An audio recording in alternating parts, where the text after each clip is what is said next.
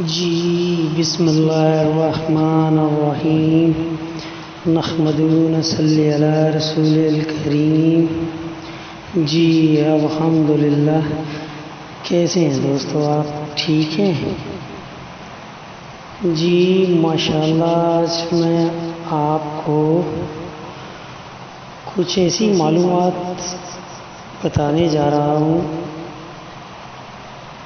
جس کا تعلق دنیا اور آخرت سے ہے، ظاہر اور باطن سے ہے۔ تو انشاءاللہ چلتے ہیں۔ آج تھوڑی سی یہ ویڈیو لمبی ہونے والی ہے، اور بہت سارے درویش بھی مجھے بولتے رہتے ہیں کہ اس طرح کی ویڈیو آپ بنا کے جو ہے ڈالیں تاکہ لوگوں کی رہنمائی ہو سکے۔ تو دوستو، میں کوئی مولوی یا کوئی میں عالم یا فاضل نہیں ہوں، نہ ہی میں نے کوئی بڑی بڑی کتابیں پڑھی ہیں کہ جو میں ان میں سے آپ کو کچھ حدیثیں بتانے جا رہا ہوں۔ یہ پیر و مرشد کی ایک نظر کرم ہے، ظاہر اور باطن۔ کچھ چیزیں ایسی جو باطن میں دکھا دی جاتی ہیں کہ بیٹا یہ چیز ایسے نہیں، یہ ایسے ہے، اس پر چلو گے تو راحت پاؤ گے، دنیا میں بھی اور آخرت میں بھی۔ اور بس یہ پورا ایک سلسلہ ہے جو انسان کی زندگی کے ساتھ جڑا ہوا ہے۔ اللہ پاک نے انسان کو اشرف المخلوقات کہا، یعنی کہ سب سے افضل قرار دے دیا۔ صرف اس چیز کو ہمیں پہچاننا ہے کہ جو نبی کریم صلی اللہ علیہ وآلہ وسلم نے فرمایا کہ 72 فرقے بنیں گے اور ان میں سے صرف ایک فرقہ حق پہ ہوگا۔ اگر آپ لوگ اس ایک فرقے کو ڈھونڈ لیں تو انشاءاللہ آپ کی رہنمائی ہو جائے گی۔ وہ سونا وہ رب العزت آپ کی رہنمائی خود بخود ہی کر دے گا۔ یہ فرقہ واریت، کوئی کہتا میں شیعہ ہوں، کوئی کہتا میں بریلوی ہوں، کوئی کہتا ہے میں وہابی ہوں، کوئی کہتا میں اہل سنت ہوں۔ دیکھیں جی، یہ سب چیزیں اپنی جگہ پہ، لیکن ان سب کی جو کڑی ہے وہ ایک ہی جگہ پہ جا کے رکتی ہے، اور ایک ہی جگہ پہ جب کڑی جا کے رکتی ہے تو پھر فرقہ واریت ہونی نہیں چاہیے میری نظر میں۔ ہر چیز کے لیے انسان کو وسیلہ چاہیے ہوتا ہے۔ کسی چیز کا بھی لے لیں آپ، ایک عام سی آپ کو مثال دے دیتا ہوں کہ جیسے آپ نے اپنے گھر میں بجلی کا میٹر لگانا ہے، آپ نے پہلے درخواست دی، وہ لوگ آئے، جگہ کو دیکھ کے گئے، ساری چیز کو اوکے کیا کہ ہاں جی یہ کاغذات سارے اوکے، اس نام پہ ہے تو یہاں یہ میٹر لگ سکتا ہے۔ تو پھر وہ جا کے کہیں درخواست آپ کی منظور ہوگی اور وہ میٹر لگا دیا جائے گا اور آپ کے گھر میں روشنی ہو جائے گی۔ تو اسی طرح روشنی کا ہونا بہت ضروری ہے، روحانیت کا ہونا بہت ضروری ہے۔ ایک ہم ظاہری عبادت کرتے ہیں، ایک ہم باطنی عبادت کرتے ہیں۔ باطنی عبادت وہ ہے جو روح عبادت کرتی ہے انسان کی، اور انسان کا جو دل ہے وہ اللہ اللہ کرنا شروع کر دیتا ہے۔ آپ سو رہے ہیں، جاگ رہے ہیں، آپ کوئی کام کر رہے ہیں، لیکن آپ کا دل جو ہے وہ سونے کا ذکر کر رہا ہے، میرے رب العالمین کا ذکر کر رہا ہے۔ تو وہ باطنی عبادت جو ہے، روح کی عبادت جو ہے، وہ بہت ضروری ہے۔ اپنے دل کو نور سے پر نور کر لینا، جیسے اپن 5 وقت کی نماز الحمدللہ پابندی سے ادا کرتے ہیں، اور اسی طرح اس میں پہلے وضو کیا جاتا ہے، اسی طرح پیر کامل جو ہوتے ہیں وہ بھی انسان کا وضو کرواتے ہیں، تو وہ انسان کی روح کا وضو کرواتے ہیں۔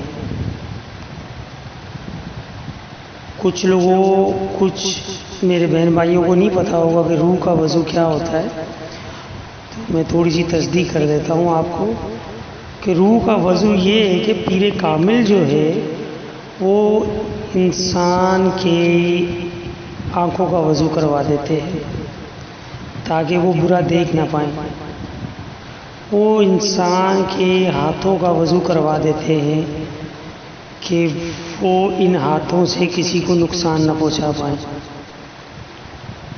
وہ انسان کے پاؤں کا وضو کروا دیتے ہیں کہ کسی غلط راستے پر یہ پاؤں چلے ہی نہ، زبان کو پاک کر دیتے ہیں کہ اس زبان سے کسی کی دل آزاری نہ ہو، کسی کا دل نہ دکھے، کسی کا برا نہ ہو، کسی کی غیبت نہ ہو، ٹھیک ہے۔ تو یہ ہوتا ہے روح کا وضو۔ تو میرے دوستو، ظاہری عبادات تو ہماری زندگی کا حصہ ہے، یہ ہم نے کرنی ہے اور کرتے رہنا ہے، لیکن حساب کتاب جو ہونا ہے وہ ہماری روح کا ہونا ہے، سوال جواب جو ہوں گے وہ ہماری روح سے ہوں گے۔ تو آپ لوگ اس روح کو بھی اجاگر کریں، روح کو بھی عبادت پہ لگائیں، تاکہ روح جو ہے وہ اللہ کا ذکر کرنا شروع کر دے، اور اس کے لیے آپ کو ایک کامل پیر و مرشد کی ضرورت پڑے گی، اس کی تلاش میں نکلو۔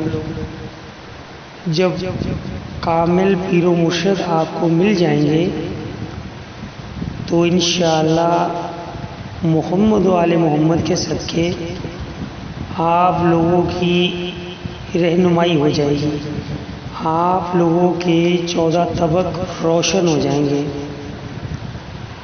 ایک چیز ہم ظاہری سنتے ہیں، تو ظاہری سننے کے بعد اسی بات کا مطلب ہم باطن میں بھی معلوم کر سکتے ہیں کہ اس بات کا باطن میں کیا مطلب ہے، باطن کیا کہتا ہے، ہمارا روح کیا کہتی ہے ہماری۔ تو انشاءاللہ پیر مرشد ڈھونڈیں آپ لوگ اور ان سے فیض لیں آپ لوگ، تو انشاءاللہ دنیا اور آخرت دونوں ہی سنور جائیں گے۔ ہم مزارات پہ جاتے ہیں اور وہاں سے فیض لیتے ہیں، سب کچھ کرتے ہیں، یہ اب چاہنے والے کی نیت پہ ڈیپینڈ کر رہا ہوتا ہے۔ کچھ لوگ یہ سوال بھی کر رہے ہوتے ہیں، جی وہاں پہ تو لوگ بیٹھ کے چرسے پی رہے ہیں، وہاں پہ سگریٹیں پی رہے ہیں، یہ نشہ پی رہے ہیں، مثلاً کہ وہ ان چیزوں کو لائک نہیں کرتے. ٹھیک ہے، وہ بھی اپنی جگہ ٹھیک ہے، صحیح بات کر رہے ہیں، غلط بات تو نہیں کر رہے، کیونکہ ظاہری چیز میرے نبی کریم صلی اللہ علیہ وآلہ وسلم نے ان چیزوں سے منع فرمایا ہے. لیکن ہر انسان ایسا نہیں ہوتا، یہ تو جانے والے کے عقیدے کے اوپر نربھر کرتا ہے کہ وہ کس چیز سے جا رہا ہے، کس نیت سے جا رہا ہے. تو وہ جس نیت سے جا رہا ہے یا جس عقیدے سے جا رہا ہے تو وہ ویسی ہی مراد وہاں سے لے کے آئے گا. انشاءاللہ آپ نے دیکھا ہوگا کہ اس دنیا میں جتنے بھی مزارات ہیں، جتنے بھی اولیاء اکرام، انبیاء اکرام، صحابہ اکرام، جتنے بھی مزارات بنے ہوئے ہیں، وہاں پہ لوگ آج بھی لنگر کھا رہے ہیں، دیے جل رہے ہیں، عبادتیں ہو رہی ہیں اللہ کی، اور بھوکا کھانا کھا رہا ہے وہاں پہ. تو یہ ان ولیوں کی شان ہے، ان کو اللہ نے نوازا ہوا ہے ان چیزوں سے، ان عبادات سے. تو ایسی عبادت کریں کہ جس سے اللہ راضی ہو جائے. اور آپ سرکار بابا بلے شاہ فرماتے ہیں کہ جو دم غافل سو دم کافر. ٹھیک ہے، تو ان کا کہنے کا یہی مقصد تھا کہ ہماری جو بھی سانس چل رہی ہے، بس جو بھی سانس لے وہ اللہ اللہ کرے. جب وہ اللہ اللہ کرنے پہ لگ جائے گی تو ہمارا دل روشن ہونا شروع ہو جائے گا، ہمارے اندر نور بننا شروع ہو جائے گا. تو جب نور بننا شروع ہو جائے گا، انسان پاک صاف ہونا شروع ہو جائے گا، اس کی زبان پاک ہو جائے گی، اس کی آنکھیں پاک ہو جائے گی، برا سنے گا نہیں، برا کہے گا نہیں، برا دیکھے گا نہیں، برا کرے گا نہیں، کسی کی دل آزاری نہیں کرے گا، کسی کا دل نہیں دکھائے گا، غرور نہیں کرے گا، گھمنڈ نہیں کرے گا. تو یہ ساری چیزیں اس میں جب نور پیدا ہونا شروع ہو جاتا ہے تو یہ چیزیں خود بخود اللہ کی طرف سے انسان کے اندر پیدا ہونا شروع ہو جاتی ہیں. تو ظاہری عبادات بھی کریں لیکن باطنی عبادات بھی کریں کہ جن سے آپ کی روح پاک ہو جائے. مولا کائنات نے فرمایا کہ میں جنت کے لالچ میں عبادت نہیں کرتا، میرا رب العزت اس قابل ہے کہ میں اس کی عبادت کروں. تو آج بھی لوگ ان کو یاد کرتے ہیں، جب یاد کرتے ہیں تو وہ فیض دیتے ہیں اور فیض انسانوں کو ملتا ہے. اور ایک چھوٹی سی میں آپ کو مثال دے دیتا ہوں. فرض کر لیں آپ کا کوئی عزیز، کوئی پیارا، یا ماں یا باپ، کوئی بھی ایسا مسئلہ ہو گیا، وہ ہاسپٹل میں داخل ہے.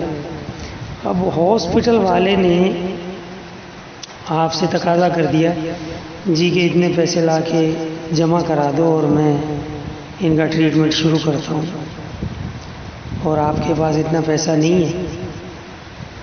تو پھر آپ اپنا ذہن دوڑائیں گے، ذہن میں 10 رشتہ دار آئیں گے، 10 یار دوست آئیں گے، لیکن ان میں سے ایک آدمی ایسا آئے گا کہ یار میں اس شخص کے پاس جاؤں گا نا تو یہ مجھے منع نہیں کرے گا، یہ میرے والد صاحب کا سن کے مجھے پیسے دے دے گا اور میں جمع کرا دوں گا تو میرے والد صاحب کا علاج ہو جائے گا.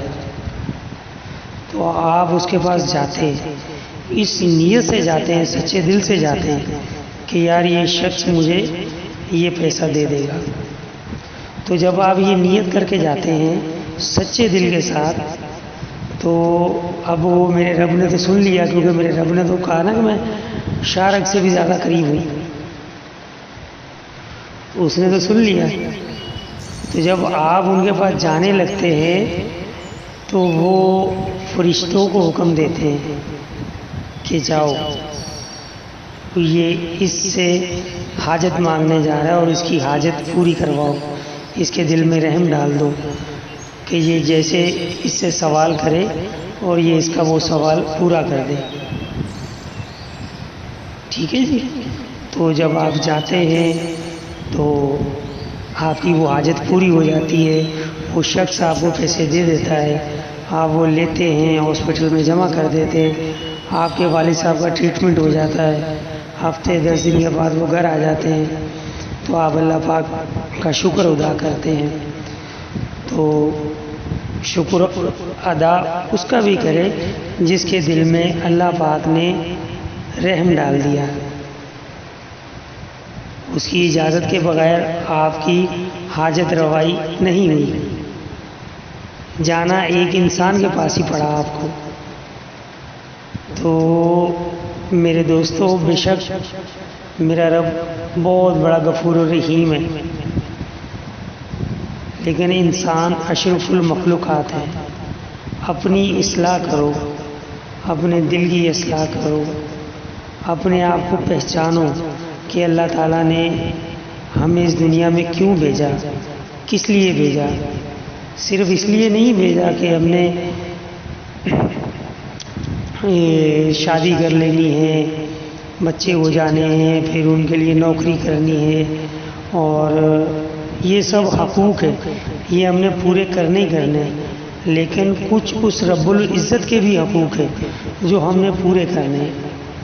24 گھنٹے میں ایک آدھا گھنٹہ، 1 گھنٹہ اپنے اس رب العزت کو بھی دے دیں آپ۔ جب آپ اس کو دینا شروع کریں گے اپنے 1 گھنٹہ یا آدھا گھنٹہ، تو وہ رب العزت جو ہے وہ آپ کے 24 گھنٹے اتنے خوبصورت بنا دے گا کہ آپ اتنی رحمتیں، اتنی برکتیں آپ پر نازل ہونا شروع ہو جائیں گی کہ آپ ان چیزوں کا اندازہ ہی نہیں لگا سکتے۔ تو دوستو، کہنے کا مقصد یہ ہے کہ عبادات کیا کرو، 5 وقت کی نماز پابندی سے ادا کیا کرو، اور پیر کامل دیکھو جو تمہاری روح کا وضو کروائے، تمہاری روح کو اللہ پہ لگا دے، تاکہ صرف دنیا ہی نہیں، آپ لوگوں کی آخرت بھی سنور جائے۔ یہ میرے پیر و مرشد کی نظر کرم ہے مجھ پر کہ میں ایک گناہ گار انسان تھا، اس نے اپنے سینے سے لگا کے مجھے پر نور کر دیا۔ میں بہت ہی گناہ گار انسان ہوں، میں ان کے قدموں کی خاک ہوں۔ بس میرا آپ لوگوں سے اتنی ہی گزارش ہے کہ ظاہری اور باطنی دونوں ہی باتیں کرو، پیر کامل کی تلاش کرو اور اپنی آخرت کو سنوار لو۔ ظاہری عبادت دنیا سنوار دے گی، باطنی عبادت آپ کی آخرت سنوار دے گی۔ تو اس دنیا میں آنے کا جو مقصد ہوگا وہ آپ کا پورا ہو جائے گا انشاءاللہ، محمد و آل محمد کے صدقے۔ اور سرکار علامہ اقبال کا ایک شعر ہے کہ خود ہی کو کر بلند اتنا کہ ہر تقدیر سے پہلے خدا بندے سے خود پوچھے بتا تیری رضا کیا ہے۔ سبحان اللہ، ماشاء اللہ۔ بس اس شعر کا مطلب ہی آپ لوگ سمجھ جائیں تو آپ حق کے رستے کو پہچاننا شروع کر دیں گے، کیونکہ اس رب العزت نے فرما دیا کہ جو میں چاہتا ہوں وہ تو ہو جا، پھر جو تو چاہے گا وہ میں ہو جاؤں گا۔ اور یہ جو عبادات ہے یہ سب اپنے سونے رب کے لیے کرو، اس محمد و آل محمد کے لیے کرو۔ یہ مت سوچو کہ میں دیوبندی ہوں میں وہابی ہوں، میں اہل سنت ہوں،